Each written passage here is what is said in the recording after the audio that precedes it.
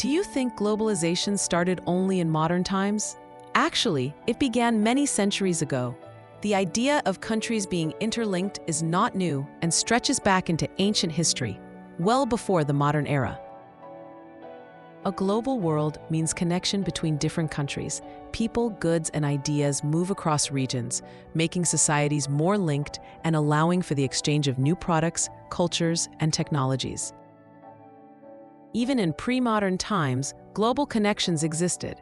Countries were not isolated. Instead, they formed links to trade, share knowledge, and interact with one another, especially through well-known trade routes.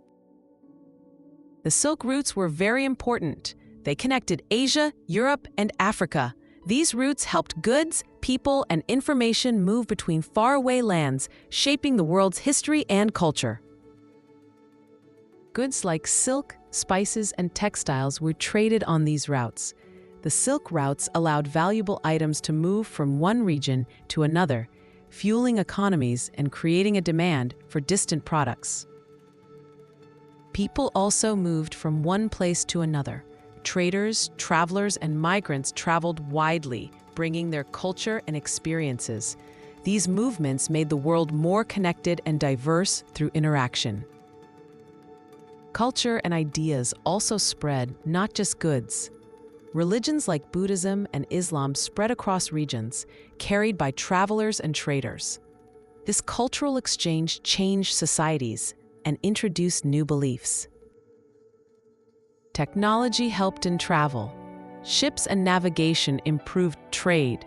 New inventions made long journeys safer and faster, allowing people and goods to move across even larger distances than before.